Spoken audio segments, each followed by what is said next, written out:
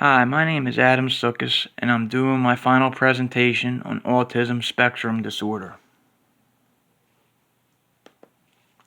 What is ASD? Autism spectrum disorder refers to a group of neurodevelopmental disorders characterized by repetitive patterns of behavior and difficulties with social communication and interaction. Spectrum refers to a wide range of symptoms, skills, and levels of disability and functioning that occur in people with ASD, which includes Asperger's syndrome, childhood disintegrative disorder, and pervasive developmental disorders not otherwise specified. ADS occurs in every racial and ethnic group, all across socioeconomic levels. Boys are, however, 4 times more likely to develop ASD than girls. And these are a few of the signs and symptoms of ASD. And this shows from the year 1970 that there's 1 in 10,000 kids diagnosed up to now in 2018 when there's 1 in 59. A major increase shown. Early warning signs. The first year, even young infants are very social, so it's possible to detect signs of autism in how babies interact with their world. At this age, a child with ASD may not turn to mother's voice, not respond to his own name, not look people in the eye, have no babbling or pointing by age 1, not smile or respond to social cues from others. Babies who do not have autism can have these behaviors too, but it's best to contact your doctor right away if any concerns. Early warning signs in year 2. The signs of autism are more noticeable in the child's second year. While other children are forming their first words and pointing to things they want, a child with autism remains detached. Signs of autism include no single words by 16 months, no pretend games by 18 months, no 2-word phrases by age 2, loss of language skills, no interest when adults point out objects such as airplanes flying overhead. What are some common signs of ASD? Even as infants, children with ASD may seem different when compared to children of their own. Overly focus on certain objects, rarely make eye contact, fail to engage in typical babbling with their parents, and some may be slow to develop the symptoms until ages 2 or 3. May find social interactions difficult, have different verbal abilities ranging from no speech at all to speech that is fluent but awkward and often inappropriate. Repetitive actions or body movements such as flapping of the arms and rocking from side to side. Some may show anger and display emotional outbursts when placed in unfamiliar surroundings, subject to sudden change in routine, or placed in a new or overly stimulating environment. And these are the faces of autism. And this is about Kerry Magro, who's an autism success story. His key line was, autism doesn't define me, but I define autism. He was diagnosed as nonverbal at the age of 2. Then he had autism at the age of 4, considered for an institution at age 6.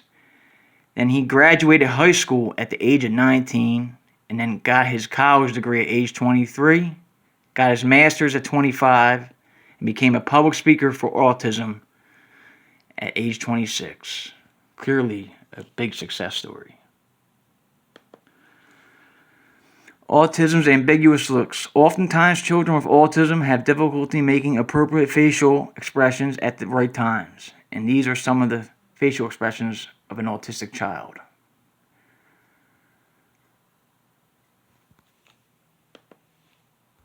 Teaching students with ASD, especially being a physical educator, is to be patient. Teach the child how to express anger without being too aggressive. Be patient but resilient. Always stay positive. Ignore irritating, attention-getting behavior. Be affectionate and respectful. Show your love and interest. Structure your day. Interact through physical activity. And treat them as children first, always. Exercise in ASD has wide-ranging benefits. For children who participate in physical activity programs designed for individuals with autism showed significant gains in their social and communication skills. Physical activity programs offer excellent opportunities for practicing social skills. In addition, activities involving animals, example horseback riding, provide children with a fun way to interact non-verbally as well as verbally. Children significantly improve their muscular strength and endurance by participating in physical activity programs. Many types of physical activities improve skill-related fitness for youth with autism because many children with autism have lower fitness skills compared to other youth. These include balance, body coordination, visual motor control, and other mobility skills. The benefits appear to be tremendously inspiring when fitness practitioners, physical education teachers, and parents engage children, teens, and adults with autism in a wide range of physical activities.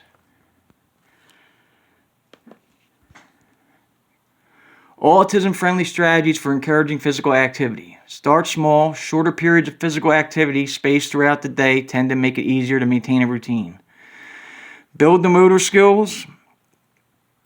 Sample different types of physical activity that encourage fitness, social interaction, and independence, and be a role model. Teachers, especially physical education teachers, can be a great influence. And finally, understand what autistic children want. Build a regular and predictable structure into the physical activity program. Autistic children are visual learners, so incorporating physical demonstrations and video modeling can be very, very helpful. Best sports for children with ASD. Exercise and movements that help develop body awareness, improve coordination and motor planning, and build core strength. Motor planning is the ability to conceive, plan, and carry out a skill, non-habitual motor act in the correct sequence from beginning to end. And here's a couple of links that you can browse upon that show you how to teach an autistic child in a physical education environment such as yoga or badminton.